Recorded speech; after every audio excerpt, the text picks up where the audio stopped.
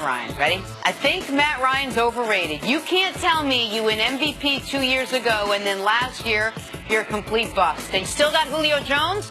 There's no way that should ever happen. I don't care. You know what that tells me? That tells me Kyle Shanahan left, went to San Francisco, got Garoppolo, made Garoppolo this big thing, and now Garoppolo is a big name. And now Matt Ryan has this bad year. All right, well, was it really you? Or was it your coach? Stream of consciousness. And if you didn't read this interview, like Jenna said, we're going to bring you more later in the show. It ramps up from there. Matt Ryan, he had flames for everybody. Matt Ryan got the least of it, but there you go. Your guy Jalen giving coaches credit. I'm sure you like that. Yeah, I mean, that must be a really comfortable conversation that they're having in Jacksonville about his, willingness to blow up the rest of the league. Like, why? Why? What's the upside of this? Well, real quick, may I ask you, because I thought this might be your reaction. What's the downside of this?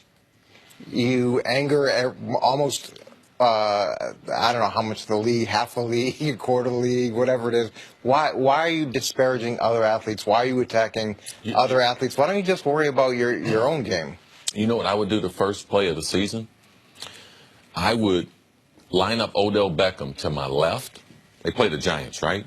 Jacksonville? I'd throw a screen pass. That means my left tackle would be feigning, let the defensive end go, and then he would be going out to the sideline. And you know what he'd be doing? Chop blocking the first corner. Because he did say Eli was trash, right? I said it's not really Eli. I think it's Odell. I won't say Eli's good. I'll say Odell's good. Yeah, I'm just going to, there's going to be a lot of offensive linemen that he didn't criticize, but they're going to be taken up for their quarterback. And that's something that Nick Wright doesn't understand. And that's what's going to happen to Jalen. He's going to get bust on his knees by a bunch of big guys and why are all these guys after me? Because of all that stuff you said about all their guys. Yeah. He actually went off on 22 He went quarterbacks. off on everybody. Okay, they're coming for him. Let me ask you this. If we're actually going to do this. Do y'all think I made this up? No, because it's something I don't understand. So I'm going to go further on things I evidently don't understand. So let me ask you this before we get into the topic. If that is an effective strategy, if that helps the Giants win football games, then why wouldn't they do that every week? Because every corner's not chirping. You don't have to do No, that. but hold on. No. Let's follow We're going to have the screen game in the game anyway. But now when I go out there, who is Nate Solder looking for? He's looking for 2-0. Right. But so, again, just help me understand, because I don't understand. Maybe you can help me understand, since I evidently don't get it. If the Giants would be doing that, if it helps them win games, right? To help you win a game. If that helps you win a game, they should do that whether he said it or not. Or are they doing that because he did get in their head and it doesn't help them win the game? I just don't understand. I don't think Chris is just saying it necessarily helps them win the game. I think he's saying it helps them send a message in terms of, we support the guys on this team and we believe firmly in it and we're going to get an understanding. Okay. All right. So they are going to adjust their game plan based on what he said. No, I don't think it's going to be something that comes down top-down organizationally. Anyway, it's in the game plan. I think it's just getting an understanding. Okay. Have you ever gotten an understanding with somebody? Well, no, I get plenty of understandings. I knew you wouldn't like it. I think guys, if every guy in the league was like, what? Who did you like it? I think if every guy in the league were like Jalen Ramsey, it wouldn't be good. And if every guy in the league were like Marvin Harrison, how many guys have we ever seen like Jalen be successful? What? Well, show me the list of them. I mean, Deion talked a lot, right? No, he didn't. Deion didn't talk a lot? No, look up the tape. Look it up. Deion didn't do stuff like this. Deion talked about his ability. He didn't disparage other people. I don't even know what to call it, but Deion was not that. Look it up. No, so you're saying he talked, but not like this, not about other guys. I know Deion. I played against Deion. There's a lot of things Deion was, but a talker and opposition and the quarterbacks, no, Deion, he wasn't that. No, that wasn't Deion. So he didn't get this from Deion. This is a Jalen thing. And you think it'll hurt him?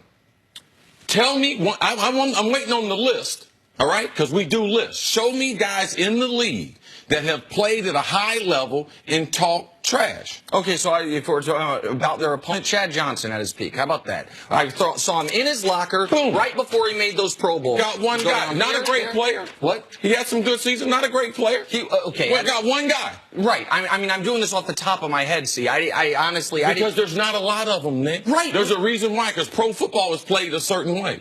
And it's played with your pads and your helmet. It's not played with your mouth most of the time. I'm curious, why do it now, and how did it set up with this article? Like, it seemed like the article they were going through his schedule, right? And he was answering questions about the quarterback. Flow of consciousness. And then what happened was they saw what he was saying, so they didn't just started throwing quarterbacks at him. And he gave his honest opinion. Like, I don't know. I mean, he didn't watch the tape of Matty. They got to bite because Matty didn't have that type of year. He had a lot of bad things going on around him. If Jalen had watched the tape, what really happened last year with Good news Matty for us. We're going to do this 3 more times because he has as you like to know, a bevy of things that he has. They've got one of the best players in football playing quarterback, and whenever he's been playing quarterback, they've been in the mix. And the one year that he wasn't, we saw what happened. So it's going to be interesting to see how the new coaching staff fits in. I mean, there was massive overhaul in the coaching staff, young receivers. There's a lot of moving parts here because they've changed so many things in Green Bay.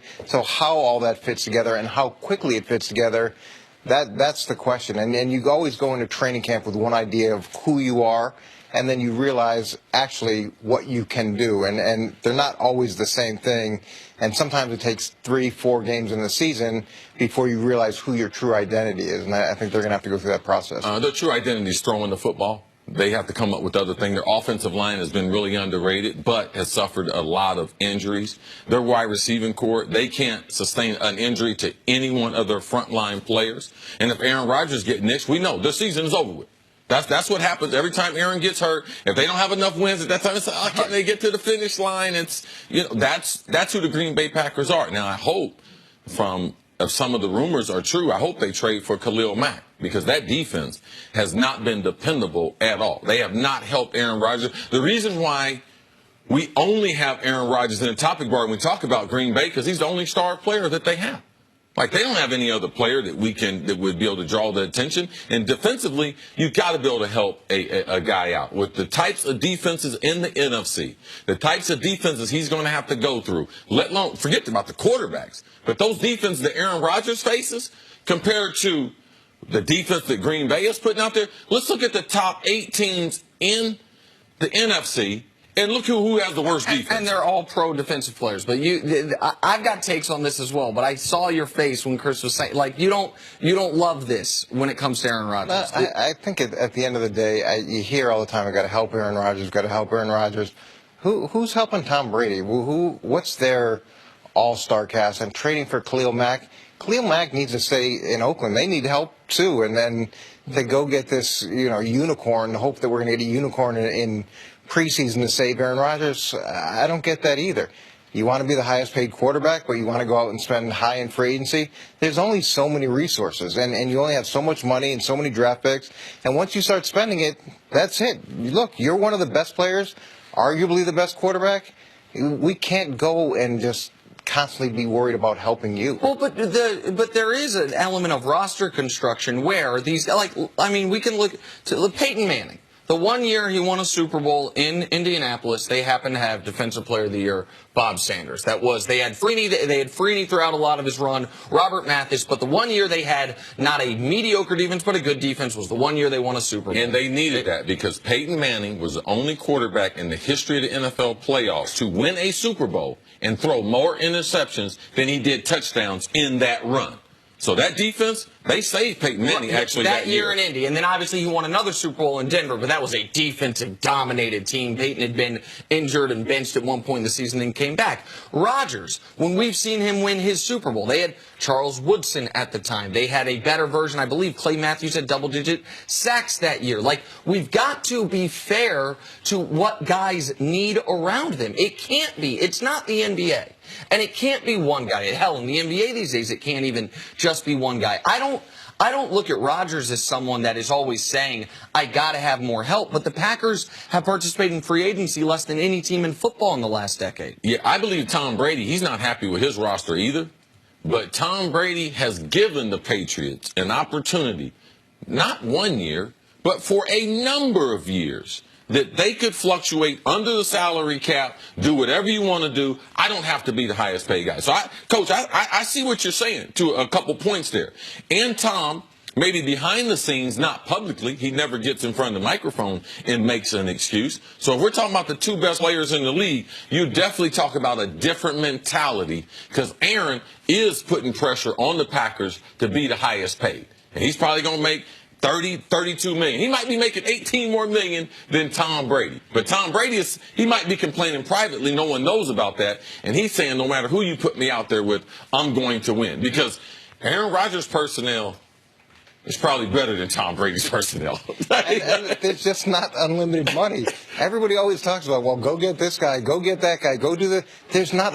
It's a salary cap, and when you want the biggest chunk of that pie, then you have the biggest responsibility to try to bring it home. Now, what more help do you want? You got rid of the whole offensive staff. You got rid of the whole defensive staff. But he didn't want them to. He should have spoken up. He did speak up. He got upset about that. But hold on. When did he get upset? Before or after? He didn't say that he was upset with the changes. He said he was upset. He wasn't asked about that they didn't talk to me. Hold on, but wait, just real quick. We've got to be fair on the Brady stuff. We can't. You can say personnel for personnel because I actually agree with you, especially last year as an example. Patriots didn't have stars on defense. Edelman was out for the year.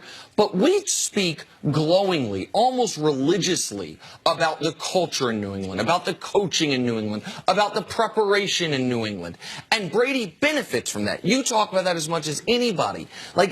One of the reasons, I would imagine Tom Brady probably wouldn't be okay with making $14 million a year in comparison to his peers if it wasn't part of, okay, well, I get to the Super Bowl once every 2 years. Rodgers has done everything you can do on the field to help the team. There is, you're right, limited resources, which is why it's important you hit on your draft picks. It's why it's important you make smart free agent signings. The Packers have not done him right over the last decade. The Patriots have missed on free agency and on draft picks. Yeah, there's been tons of misses. Are we sitting here saying the Patriots aren't the most well-run organization in the NFL? Aren't they? They don't pick the best players. They don't draft the best. No, well, then they must develop the best. They must do something because we talk all the time about. They played situational football better than anyone, and they got the best quarterback. And look, nobody's 100% in the draft. No one's 100% in free agency. I forget the guy from the Ravens that they brought in. Adalius Thomas. That was a huge miss in free agency where they went out and spent a ton of money. So nobody's perfect, but whatever you have at the end of the day, you got to figure out how to make it work. And by having massive overhauls, the coaching staffs and GMs and wanting to be the highest paid player and calling your guys out, that's not necessarily conducive to moving forward in a positive, consistent direction. All right, Coach, see you a little bit later on in the show. Got to take a break coming up. Why did C.J. McCollum call the Warriors disgusting? It's next on First Things First. Good to have you back, Coach. Good to be back.